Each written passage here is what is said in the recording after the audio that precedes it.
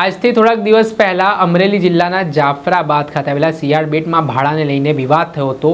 મારામારી સુધી વાત પહોંચી હતી, જેમાં ફરિયાદી પક્ષ રાજુલા ખાતે સારવાર અર્થે આવ્યો તે દરમિયાન પાછળ આરોપીઓ દંડા, ધોકા સહિતના હથિયારો સાથે ત્યાં દોડી આવ્યા અને એટલું જ નહીં, સરકારી હોસ્પિટલમાં પણ તેણે ઘાતક હથિયારો વડે આરોપીઓએ હુમલાનો પ્રયાસ કર્યો અને આ ઘટનામાં 5 થી 6 લોકોને ઈજાઓ પણ પહોંચી હતી। જે બાદ હવે આ જે અસામાજિક તત્વો હતા તેમને પોલીસે કાયદાનું ભાન કરાવ્યું છે, તેમનું જાહેરમાં સરઘસ કાઢ્યું છે, જેમાં મોટી સંખ્યામાં લોકો ઉમટી પડ્યા હતા। શું છે સમગ્ર મામલો, વિગતે વાત કરીએ।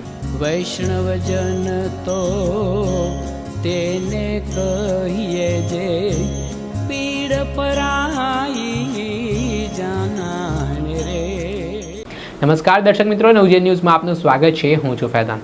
આજથી થોડાક દિવસ પહેલાં અમરેલી જિલ્લાના જાફરાબાદ તાલુકાના સિયાળ બેટમાં ભાડાને લઈને 2 લોકો વચ્ચે બબાલ થઈ હતી, જેમાં ફરિયાદી છે તેમને ઈજાઓ પહોંચતા તેઓ રાજુલાની સરકારી હોસ્પિટલ ખાતે પહોંચ્યા હતા।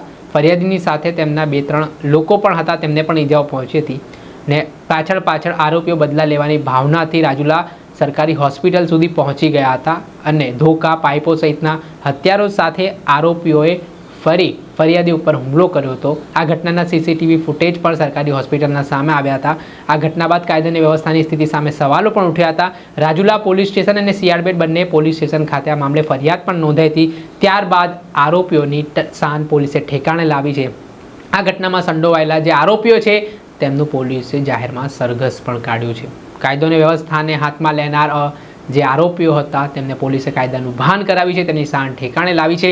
જે હથિયારો અને જે ઓજારો સાથે તેમણે હુમલાનો પ્રયાસ કર્યો તે હાથ સાથે હવે તેઓ માફી માંગતા પણ જોવા મળી રહ્યા છે ને આ ઘટનાને લઈને પોલીસે જે કાર્યવાહી કરી ત્યારે મોટી સંખ્યામાં લોકોના ટોળે છે તે ઉમટી પડ્યા હતા।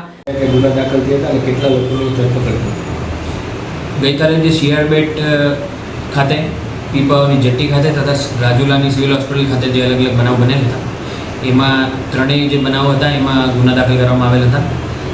જે ગુના છે એમાં જાફરાબાદ મરીન ખાતે 115(2) મુજબનો ફરિયાદ લેવામાં આવેલ હતી।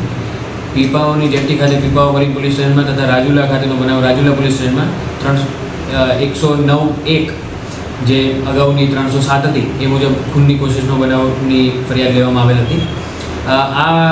ના જે આરોપી છે એ બધાને અટક કરવામાં આવેલ છે અને એમની અત્યારે ઇન્વેસ્ટિગેશનની તથા પંચનામા કરવાની પ્રક્રિયા અત્યારે ચાલુમાં છે।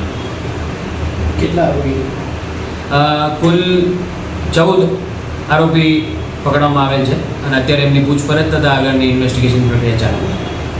ને આ જે આરોપીઓ છે તેમણે જાહેરમાં કાયદા વ્યવસ્થાની સ્થિતિ કથળી, ડરનો માહોલ ઊભો કર્યો, તેમની સાન પોલીસે ઠેકાણે લાવી છે અને તેની સામે કાર્યવાહી પણ હાથ ધરી હતી। દર્શક મિત્રો, આવા જ નવા વિડીયો સાથે આપને માહિતગાર કરતા રહીશું, એટલે નવજીવન ન્યૂઝ જોતા રહો।